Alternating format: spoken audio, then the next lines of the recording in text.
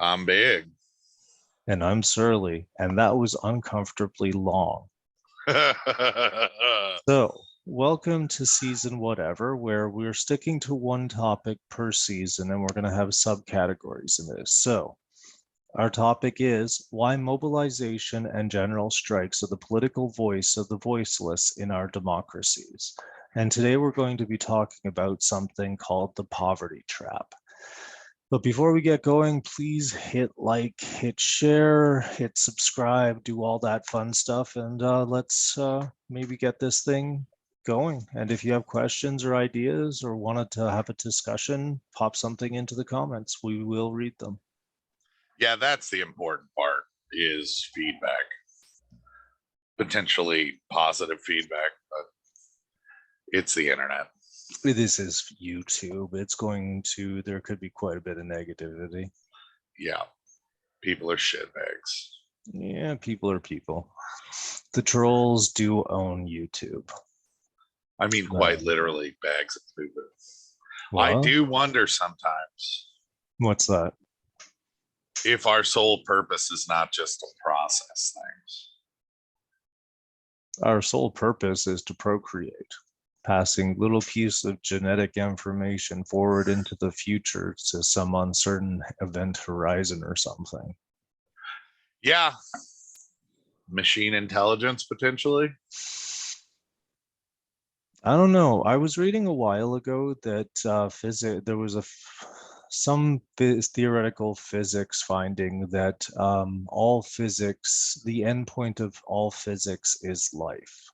So, I mean, life is what physics moves towards, all inanimate inertia, all that movement, all that jazz. I'm by no means like well versed in physics, so I just read these interesting articles here and there. Yeah, I don't know. We'll see. Hopefully everything works out. You don't seem to think everything's going to work out on a We have a basis. number of extinction level events occurring. Not events. We have a number of extinction level possibilities that will be going down in the next 50, 60 years, and any one of them could wipe us out. The ironic thing is the collapse of society might actually be a stopgap against global warming. Because there was significant drops in global warming gas output during the pandemic. During the early period of the pandemic, there was, but that was quickly accounted for. And this year, we blew through a year's worth of renewables by, I think it was July 20th-ish. Yeah, but that's nothing new. No, but it's getting faster each year. When I started paying attention to this, it was in mid-August. So each year it gets a little bit faster. I mean, this is a thing. Sure, more people drawing on the grid, more people consuming. Yeah. Because to bring it back around to the topic of that we're dealing with today, which is this idea of the poverty trap. Then everybody wants to be comfortable. Most people's primary values are to be physically comfortable. No one wants to be cold. No one wants to be hungry. No one wants to be dirty. So right there, you need heating, you need clothing, you need food, you need shelter, you need running water. I would argue also now you need internet, which is still not accepted in the United States by the government as a required public utility. And so assisting people that are low income in getting internet access is incredibly difficult if you're a social worker because there are a lot of limitations. And they recently came out with a new program 3-4 months ago, but it's only going to run for 6 months, at least here in the state of Iowa. So basically people could get internet for like $5 a month if they were low income for 6 months, and then the money will be gone. Yeah. And I mean, these are real issues in our society. I mean, We live in a society that doesn't value human life. No, That's the truth of it. It doesn't value our lives. It doesn't value foreigner lives. It does value its own life in like the establishment sort of way. And individually, I'm sure members of like those places and people who are destroying everybody's lives value themselves. But like getting that whole societal value thing, like people are really need to understand how much contempt their lives are held in to be treated the way they are. and make common cause, because the only way we are going to maintain a social structure and a social fabric so that our standard of living don't completely tank Hmm. is to work together, Yeah, which well, I brings mean, us that's back to the always going to topic be the that issue. general strikes, general Mass uh mobilization. mass mobilization, general General, efforts yeah. by the public to push back against the system that's taking advantage And I of mean, us. novelty is always the issue. And no, if what you're doing is working, you will be described as having gone too far. If I think it was back in the early 1900s, I was reading about this earlier. Suffragettes in bathing suits ate pizza on the steps of the courthouses or like Congress or something, and that was Okay. considered way too much when they were doing it. I mean, when Martin Luther King died, the most hated man in America, the journalists made monsters out of him. So I mean, even though we've whitewashed his legacy, if what you're doing is working, you will be described as having gone too far when it comes to protests, civil disobedience, direct action, and whatever actions you personally undertake. It's Are you true. ready to go too far, public? Oh, Or yeah. Jeff, as the case may be, because the only person we know who will listen to this is Jeff. Hi, Jeff. Jeff might give us a chance again. We'll see. Yeah, no, he's excited. Oh yeah, that's cool. Yeah, he was pro us during another season. Cool. I'm looking for this poverty trap article. So like what is the poverty trap? This is an article that you sent me and this was the article was written from an American perspective. So maybe you can introduce some of these ideas. Well, fundamentally, the idea of a poverty trap is that it costs more money to be poor than it does to be wealthy. Yeah. If you have the economic resources to secure items of high value, you will have items that last longer. I always equate it back to this brilliant quote by the author Terry Pratchett. By one Oh, of his Vimes characters, boots. Yeah. Vimes. Yes, Vimes boots. So the character Vimes says to a young police officer, him being the captain of the guard, that we are caught in a cycle as poor men. We can only afford a $5 pair of boots. And we have to spend $5 on a new pair of boots every year because our boots are only $5 boots and they wear out. But if we were able to buy $50 boots, we'd have boots for more than 20 years. And that's how the rich win. Mm-hmm. They have more initial resources and so are able to purchase things of quality. And the rest of us are fed garbage, literally and figuratively. I mean, the fact that places like Aaron's Rent to Own exist, that is literally the rentier economy brought down to the level of I need a TV. but I can't come up with $120 Mhm.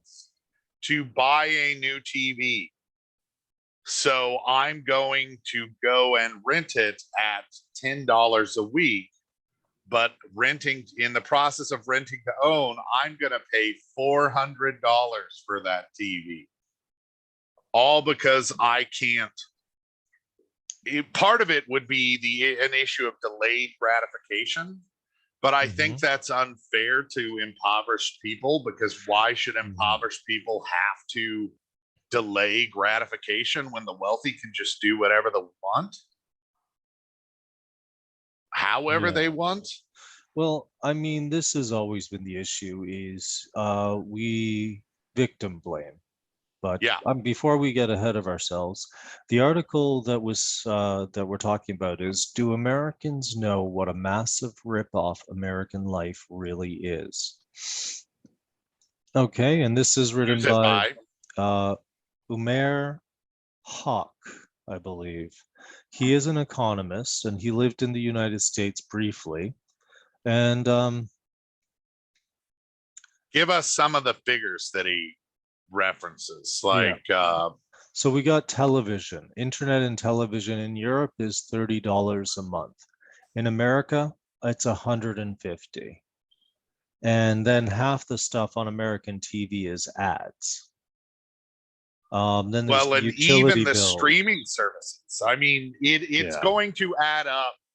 I would argue it's slightly cheaper, and one of the reasons why mainstream media is becoming less powerful is that a lot of people aren't paying the $60 to $75 it costs to have cable television Fuck or that satellite noise. television or whatever. They Yeah. pay $10 to Disney and they have Disney. Yeah. And they pay $15 to HBO Max and they have HBO Max. And so their total TV budget is $25 now Yep. instead of $60 or $75. I usually only run Netflix. Occasionally I'll pick up Prime if the boys season is coming out or something like that. I had to get HBO Max for at least a month so I could watch Dune. Yeah. And I mean stuff comes out like that. But I mean I've Chalamet's been too pretty. He's too oh pretty. It's a weird Paul. okay. Anyway, then there's also utility bills. So in America, it can be 500 to $1,000 per month, and in Europe, they would pay maybe half that. And one of the Um, reasons we have that is because we have privatized yeah, everything. resource generation, Well, this is the but it idea. has a public monopoly. Yep, you So got it that can problem up here. essentially charge us whatever it wants. I recently went to basically to rabble rouse when Hmm. our energy company raised our rates. And I just brought in the profit and loss sheet from the last 5 years Hmm. and made the argument. So what you're telling us is we need to pay more for electricity so you can make more profit. Well, that's how You're private saying companies to work. pay for it's to pay for these new factories you built to generate more power. They're green and it's good and whatnot. But all of that was done on this profit and loss sheet. You've made money, but you need to raise our rates now because your margin of profit isn't good. Yeah, They're making money on us. yeah. It'll never be enough money, is what you have to understand. I mean, Yeah. there's a number of psychologists have looked at corporations, and the decision-making process is fundamentally psychopathic. And I mean, you can see this where up in Canada, we have banks that force employees to sell services to people who don't need them. And I mean, some of these are very vulnerable people who are trusting these bank employees to tell them the truth, like senior citizens and whatnot. And I mean, you have it in smaller scales in other places. What else? Off the top of my There head, was nothing really a sticks huge out. scandal about a decade ago Hmm. because Wells Fargo, one of the Hmm. largest national banks in the United States, had done the same thing to their employees, and their employees were just signing people up for services without telling Oh, I've heard of that because too. they Yep. had quotas to meet and they didn't want to get fired for not meeting their quota. And as a result, I think they were taken to court. I never saw any class action. But the problem is these things are never damaging enough. We have Johnson and Johnson having asbestos in its baby powder, and that's literally like management has known for years and years and years, like that's fucking criminal. These people, whoever knew about this and was enabling this from CEO downwards, should be fucking locked up, but they won't be. Because why should they be locked up? Because women use that product and it led to a large amount of, I believe it was cervical cancer. But ovarian cancer did happen to at least one woman. This is shit that goes on babies, though. This is asbestos being put on babies through baby powder. Like, women use it too. Other people use it too. But like almost every single baby has been having baby powder slapped on its ass since like fucking the 50s. Like, this is a problem. Johnson and Johnson should be held accountable, and they won't be because we don't have a rule of law. We have like the same, if we did shit like that knowingly. We have a rule of law. We're ruled by law. That there's a difference between rule of law and ruled by law. Well, that's essentially the point I was making, was that you and I have to follow the law, but someone, once you get past a certain economic threshold, they just no longer have. Yeah. And I mean, if you're in the club like cops, you also get a blind eye turned, as you can tell from like the serious amount of wife beating that goes on in police circles, to the extrajudicial murders, to the lack Check out the Sylvester Stallone movie Copland. I haven't watched that. Or a dramatic telling of such stories. Is it actually any good? I like Sylvester Stallone. I love Rocky. Okay. Like, I've never been much of a sportsman, and I really don't like blood sport that much. It puts me on the outs in the comedy community because everybody seems to be all about the mixed martial art. But I like it.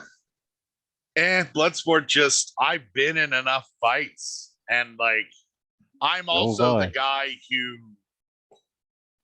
won one season of Kansas City Chiefs football, and this is long ago because actually they finally won their Super Bowl, but angrily gestured at the TV with a slippery beer bottle because it was like a warm October day, and threw a beer bottle through the TV by accident. And not being my TV, it was my roommate's TV. I had to pay to replace the TV with arguably a much better TV because it was a shitty old TV that I broke. Yeah. And later on was so frustrated with the Chiefs' failures that I just fucking threw a beer bottle through that second TV I bought and had to buy a third. Because or a second. Not? But it looks so cool to see a beer bottle sticking out of a TV. I mean, that's something kids that grow up with plasma screens are never going to get anymore. Like a beer bottle sticking up and out, frothing over. A bubble TV. Yeah. Like, those are becoming rare and valuable these days. Because I mean, like the old Nintendos only run really well on those. But back to the poverty trap. So in America, to make a rental, we discussed rentals in the last episode, like how it was basically impossible until you were past the bottom 40% of Americans cannot afford apartments, period. No, and after that is based on rent alone. Yeah, that's just rent. Whereas the government, like a housing authority that provides housing assistance for low-income people, when they consider rent as both rent and utilities. So the government itself has a double standard, although those studies were from EPI, Economic Policy Institute. And They were still Uh, lowballing the figures. Like they were that's the thing totally is yeah. But those numbers that we went over last week, and when we the episode will have the URLs to the housing gap information if you're interested in reading it over for yourselves. But so a place that the average American rental is about 1,200. That's for an apartment. It doesn't cost that much. In France, the average house rental costs less than that. So this is an apartment versus a house. It's 800 euros or about $1,000 for a house. You might have high rent cities like Paris and London, but in America, everywhere is expensive across the board from what I'm hearing.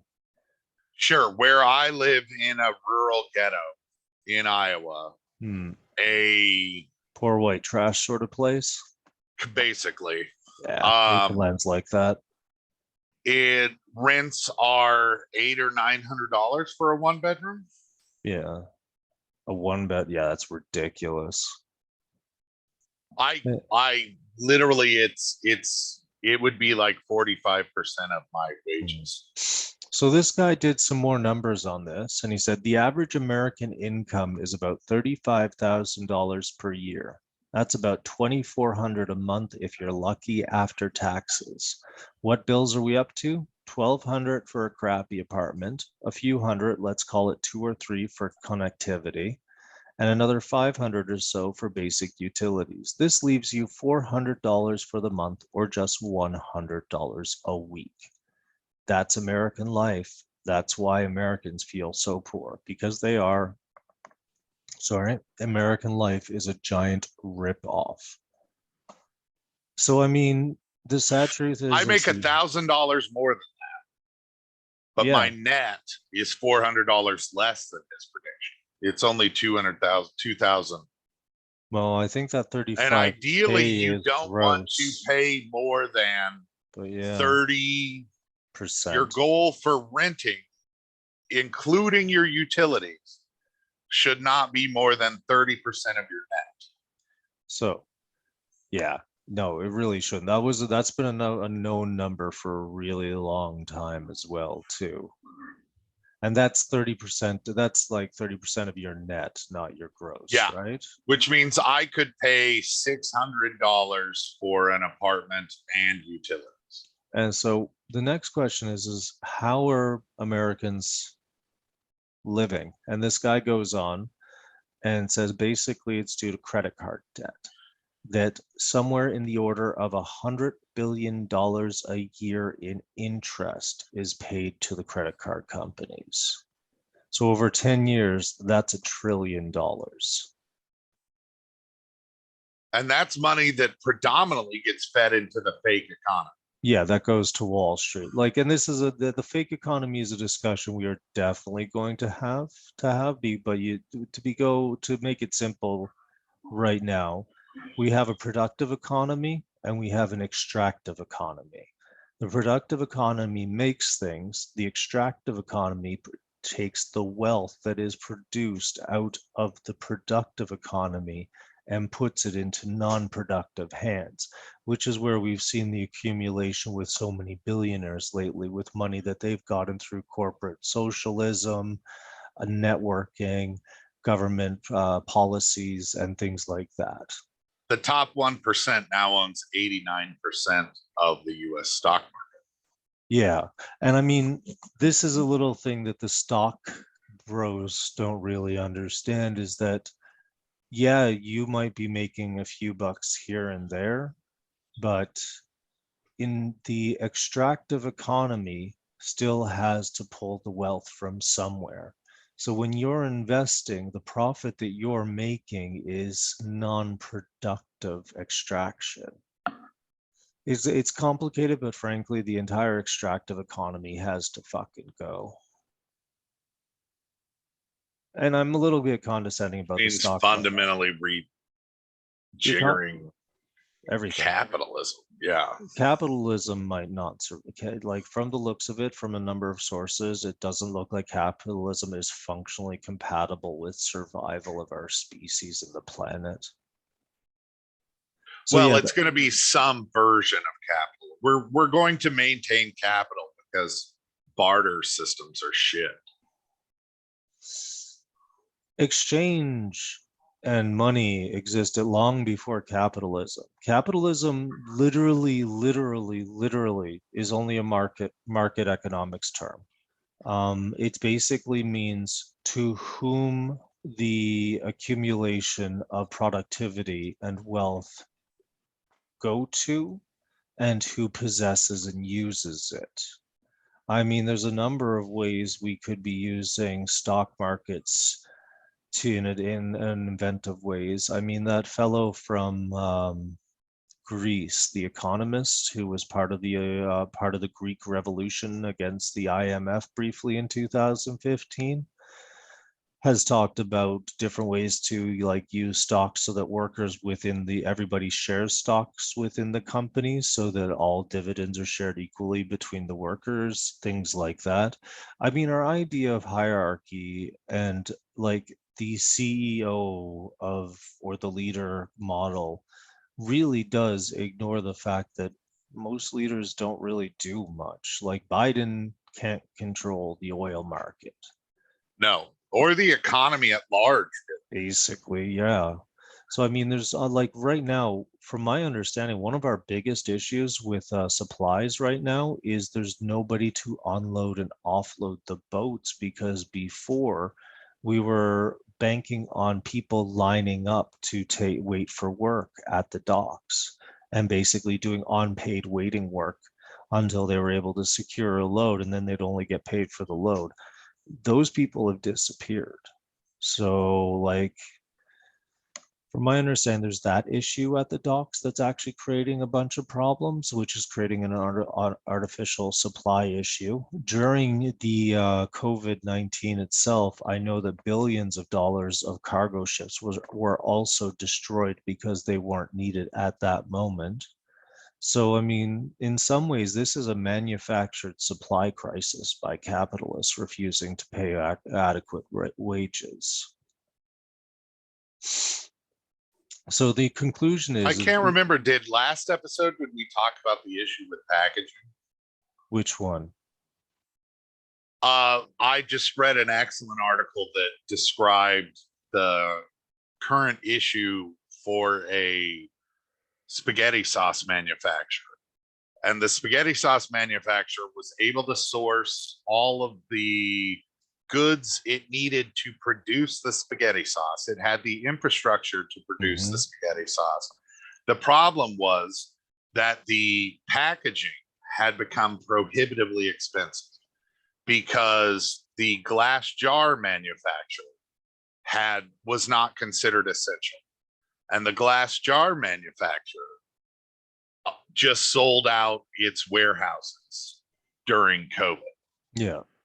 The plastic or cardboard box manufacturer that manufactures the boxes to transfer the jars of tomato sauce did the same thing. They now are essentially profiteering because the market has changed. There's not a backlog of glass jars to keep the market at a reasonable level anymore. Yeah. People immediately need those glass jars if they're trying to make and sell spaghetti sauce.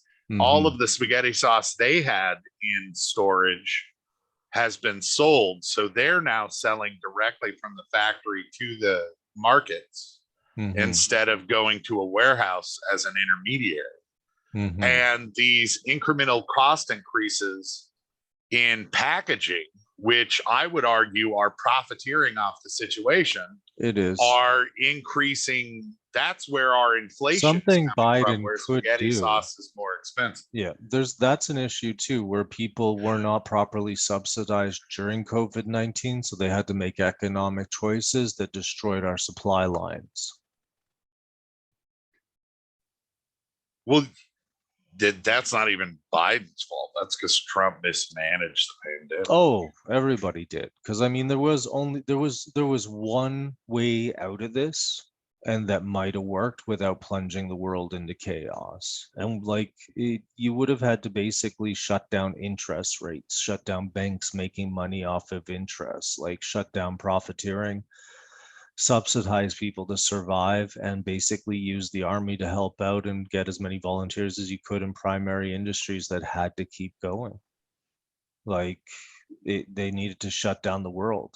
And unfortunately, we run an economy that's red hot, where the slightest misstep or like bump causes utter chaos. And that chaos is felt most acutely by the people on the bottom of the economic ladder. Always is. And they're the people that become the fascists. They're the ones that become the religious fundamentalists. I mean, they're the ones whose education has decade by decade been fucked. Like, and I'm not saying there's not smart people there. I grew up in that sort of region. I know what the people are like. Some of them are fucking morons, some of them are smart. But when you don't have a good solid foundation to build on, you get caught up in easy answers. And we really have a big problem with that now. And I mean, to an extent, the establishment wants to keep a safe level of wedge issues going at all times.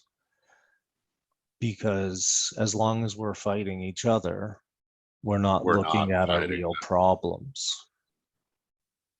And I mean, right versus left, there's really no economic argument. Capitalism is functionally not a good way to organize how money moves around, especially in the hands of people who are some of the worst people in history, probably.